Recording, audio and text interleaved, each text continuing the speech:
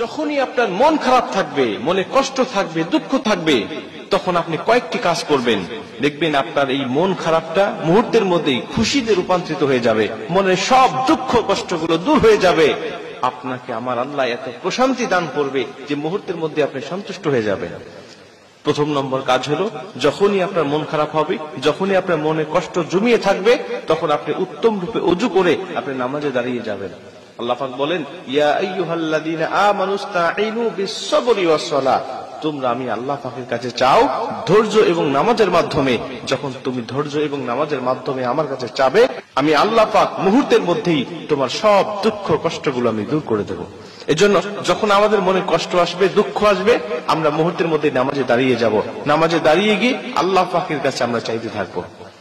2 নম্বরে নবীজি সাল্লাল্লাহু আলাইহি ওয়াসাল্লাম বলেন, যখন দুঃখ কষ্টের মধ্যে তুমি পতিত হবে, তখন তুমি আল্লাহ পাকের বেশি বেশি জিকির আজকার করতে থাকবে, আল্লাহকে বেশি বেশি স্মরণ করতে থাকবে। কারণ আল্লাহ পাক বলেন, ফাযকুরুনি আযকুরুকুম ওয়াশকুরুলি ওয়ালা তাকফুরুন, যারা আমি আল্লাহকে স্মরণ করে, যারা আমি আল্লাহর জিকির করে, আমি আল্লাহও তাদের জিকির করি, আমি আল্লাহও তাদের স্মরণ করি। আর আল্লাহ যখন আপনাকে স্মরণ করবে, তখন আপনার মনে দুঃখ কষ্ট রাখবে না। আমার আল্লাহ তখন আপনাকে পেরেশানিতে রাখবে না, ডিপ্রেশনে রাখবে না।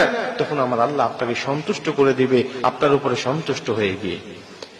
মুসলমান ভাইরা আমার, শুধুমাত্র তাই নয়, নবীজি সাল্লাল্লাহু আলাইহি ওয়াসাল্লাম বলেন, যখন তোমার মন খারাপ থাকবে, কষ্ট থাকবে, দুঃখ থাকবে, তখন তুমি আমি নবীর উপরে বেশি বেশি দরুদ পাঠ করতে থাকবে।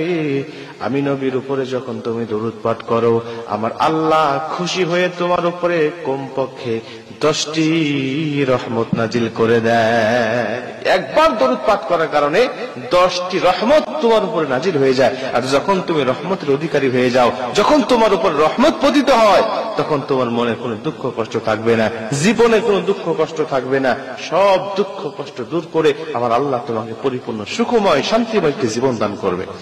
এই জন্য নবীজির উপরে আমরা দরুদ পাঠ করবো 3 নম্বরে। 4 নম্বরে রাসূল সাল্লাল্লাহু আলাইহি ওয়াসাল্লাম বলেন, যদি তুমি কোরআন তেলাওয়াত করতে পারো, তাহলে তুমি কোরআন তেলাওয়াতে লেগে যাও। যেই মানুষটি কোরআন তেলাওয়াত করে, তার অন্তরের মধ্যে আল্লাহ পাক এমনিতেই প্রশান্তি ভরে দেয়। যেই ঘরে কোরআন তেলাওয়াত হয়, ওই ঘরে জান্নাতি সাকিনা নাজিল হতে থাকে।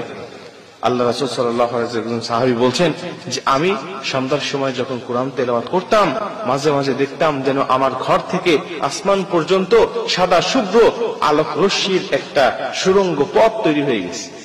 একদিনের ঘটনা তিনি বলছেন যে, আমি ঘোড়াটা বেঁধে রেখে আমি যখন কোরআন তেলাওয়াত করছিলাম, হঠাৎ দেখি ঘোড়াটা লাফালাফি করছে।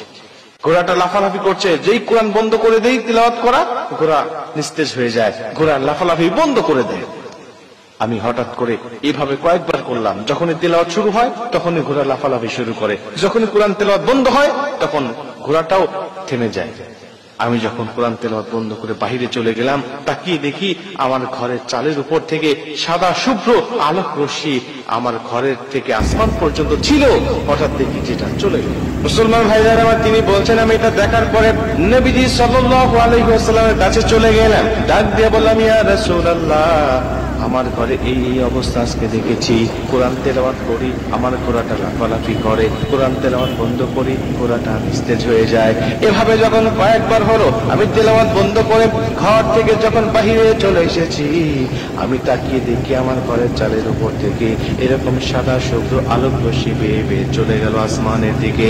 নবীজি ডাক দিয়ে বললেন, রে সাহাবী, শুনে নাও, এটা আলোক কোন রশ্মি নয়। তুমি যখন কোরআন তেলাওয়াত করতেছিলে, আল্লাহ পাকের ফেরেশতারা তোমার ঘরের উপরে, বাড়ির উপরে, তোমার উপরে রহমত নিয়ে আসতেছিল, তোমার উপরে জান্নাতের সাকিনা গুলো নিয়ে আসতেছিল।